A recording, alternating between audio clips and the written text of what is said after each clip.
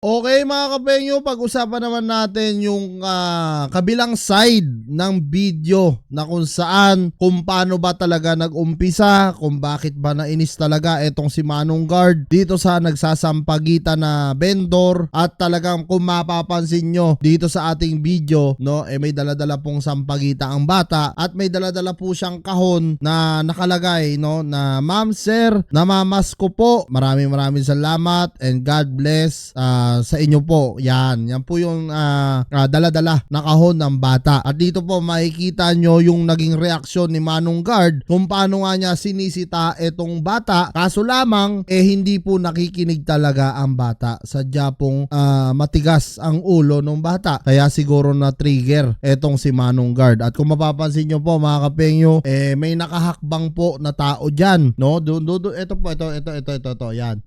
Yan po yan. May nakakabang po na tao dyan. So it means entrance po yan ng SM Mega Mall. Dinadaanan po ng mga tao yan.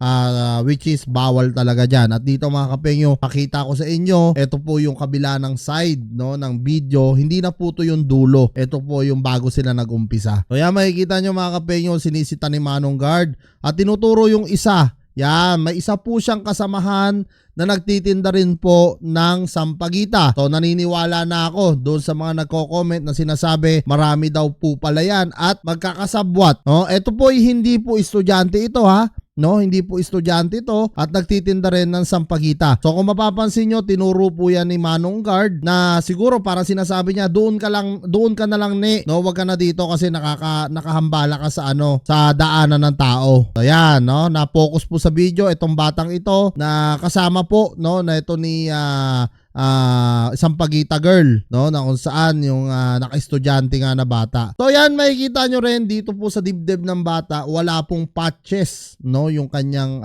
polo, no, na kung saan dapat yan kung mag-aaral may patches po yan. So dito sinisita po siya ng guard at pinapaalis siya. Pero para pong walang naririnig si si sampagita, yung nagsasampagita na vendor. Wala po siya naririnig at hindi po niya pinakikinggan kahit ano pong sinasabi sa kanya nung gwardiya. Ayan, no? Tinuturo pa ng guard doon pero umirap siyang pa ganon kung mapapansin nyo sa video. Ayan, no? Iniirapan lang niya yung gwardiya na parang wala siyang pakialam. Ayan, tinuturo siya. So yan mga kapengyo, no? Yan po yung kauna-unahan bago po mangyari yung pananakit ni Manong Guard at pagkuha, no, ng kanyang sampagita. Siguro talagang ito nga yung na nagsasabi nga na netizen, no, talagang sigurong na-trigger itong si Manong Guard. Siyempre, gabi na po yan, no, 8 hours on duty po yung gwardiya. Talagang maghapon po nakatayo dyan. Siguro nakakaupo lang yan pag kumakain. So dapat po maunawaan din natin yung guard, no. Ako'y naaawa din po sa bata. Sino ba namang hindi naaawa sa bata? Siyempre, naghahanap buhay din yung bata. Natural, lahat po tayo naaawa dyan. Pero sana, tignan din po natin muna yung angulo bago natin husgahan yung gwardiya na tinanggal, no? Kasi maraming galit na galit po dun sa gwardiya dahil nga po kasi yung video na napakita yung huli na, no? At dito mga kapengyo, basahin naman po natin yung mismong saksi, yung mismong nakakita sa SM Mega Mall kung paano talaga yung pinagmulan nito. Ito po mga kapengyo, si Lane Chan, nag-post po siya 1 hour ago at dito mga kapengyo, basahin natin yung kanyang mensahe, no, dito. At sinabi nga niya, "I saw this last December kasi bumili ako ng dress at nag-dinner sa Mega Mall. Sa harap ko sila nag-away. Katabi ko yung lalaking nagbibideo. While waiting for a ride, yung bata talaga, yung unang nanakit dyan, sinasaway siya ng maayos nung guard kasi bawal magtinda or mangsulisit sa labas ng mall. Pero di nakinig yung bata, nakikipagmatigasan pa at sumasagot-sagot. Nabidyohan na lang nung lalaki katabi ko sa hagdanan nung nag-aaway na sila. Hindi yung pinakasimula ng nangyari. Pinagtatanggol lang ni Kuya Guard yung sarili niya pero di siya yung unang nanakit sa bata. At yung bata din sumira ng paninda niyang sampagita. Sa inis niya sa guard kasi pinapaalis siya. Nawalan ng trabaho yung tao dahil nagtrending yung video, nakakaawa. Hindi naman nakita yung buong pangyayari. Daming one-sided sa comment section, nakakaloka kayo." So yan mga kapengyo ha, doon po sa mga one-sided,